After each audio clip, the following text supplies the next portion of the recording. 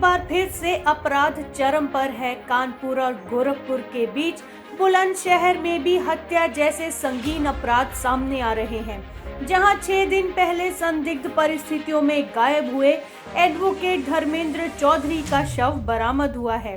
चौंकाने वाली बात यह है कि धर्मेंद्र चौधरी की हत्या पुलिस चौकी के पीछे ही कर दी गई और पुलिस को कुछ भी पता नहीं चला।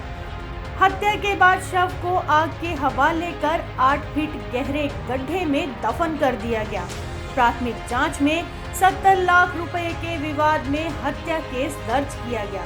इस घटना को लेकर कांग्रेस महासचिव प्रियंका गांधी ने एक बार फिर से यूपी सरकार पर जमकर निशाना साधा है। देखिए, दिनांक 25 जुलाई की रात को लगभग 11 बजे के आसपास इस थाने पर एक वकील साहब जिनका नाम धर्मेंद्र चौधरी था, जो प्रॉपर्टी का काम करते थे, उनके गायब होने के संबंध में उनके परिवारीजनों के द्वारा थाने पर सूचना दी गई। लगातार तत्समय से ही हमारी पूरी पुलिस उनके परिवार के साथ और गांव वालों के साथ अनवरत उनकी तलाश में लगी रही। अगले दिन सुबह रात में 11 के आसपास सूचना मिली। लगातार रात भर सर्च ऑपरेशन चलता रहा। सुबह 6 बजे के आसपास उनकी मोटरसाइकिल यहाँ से लगभग 6 किलोमीटर दूर गांव में मिली। सड़क के किनारे गड्ढे में पड़ी हुई मिली और फिर हम लोगों ने जब उनके मोबाइल की लोकेशन ट्रेस की तो उनका मोबाइल भी उसी इलाके में रात में 8:52 पर बंद हुआ पाया गया। तो लोगों को आशंका कई तरह की थी।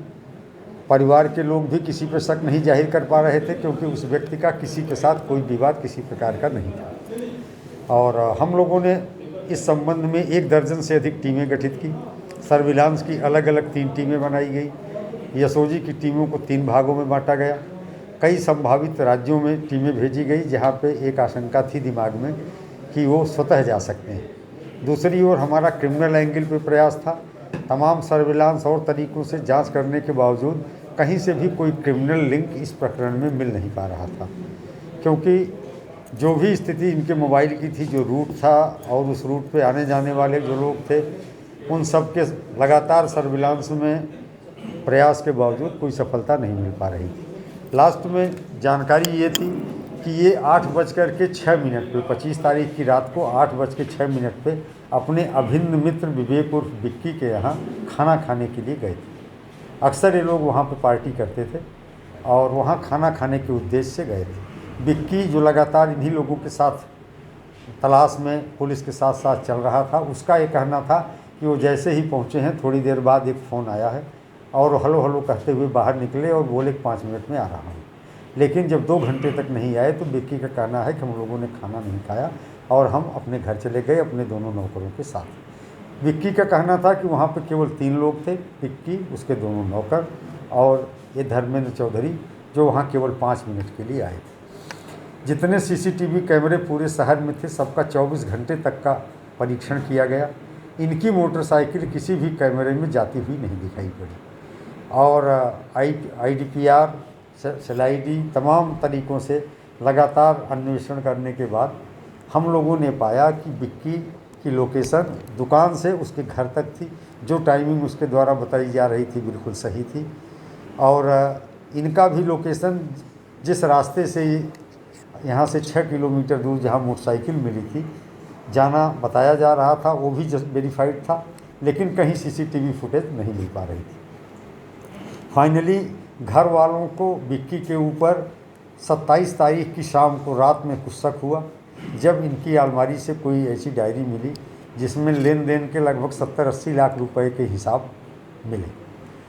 तब घर वालों ने तब इस बात को हम लोगों से शेयर किया कि बिक्की जो है पैसे ब्याज पे 4% ब्याज पर बिक्की को पैसे धर्मेंद्र चौधरी देते थे और उस डायरी से पता चला कि केवल एक महीने का ब्याज जमा था।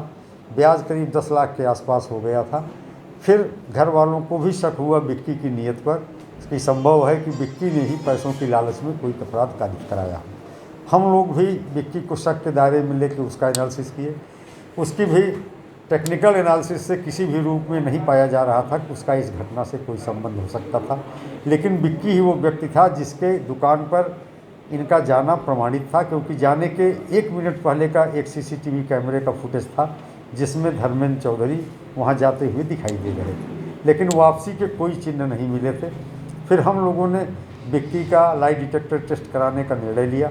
दिल्ली की ट्रुथ लैब में उनको भेज करके वो तैयार भी हो गए, भेजा गया, और वहाँ भेजने के बाद वो पलट गए और उन्होंने अपना लाई डिटेक्टर टेस्ट कराने में अपनी अस्वीकृति व्यक्त की, कहा कि मुझे ब्लड प्रेशर है, शुगर है।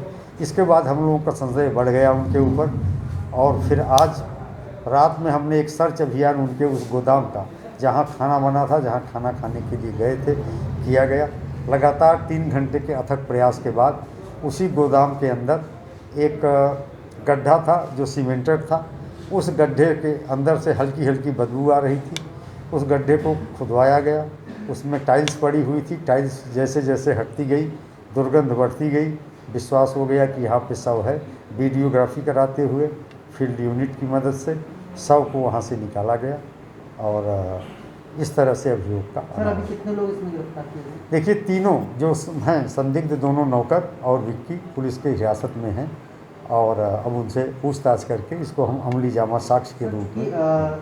हत्या जहाँ भी हुई, शव को ठीक चौकी के पीछे ठिकाने लगाया गया था। ऐसे में चौकी और चौकी प्रभारी जहाँ भी पुलिसकर्मी वो तैनात थे, उनकी भूमिका किस तरीके से आप देख रहे हैं? देखिए, उनकी इस प्रकरण में कोई भूमिका नहीं है। अगर किसी का घर थाने के पीछे है और घर के अंदर कोई क्राइम करता है तो थाना इन्वॉल्व नहीं माना जा सकता है। ठीक वही स्थिति है, क्योंकि ऐसा नहीं था, इनकी उस व्यक्ति के साथ कोई रंजिश नहीं थी, बल्कि घनिष्ठ घरेलू संबंध थे, और इन्होंने 70 लाख से अधिक रुपए उसके साथ लगा रखे थे। उसके यहाँ भोजन करने गए थे। अभी तो कहीं न कहीं घर किसी न किसी का होता ही है, तो इसलिए उस चीज़ का इससे कोई संबंध नहीं। मोहम्मद जमान की रिपोर्ट, लाइव भारत।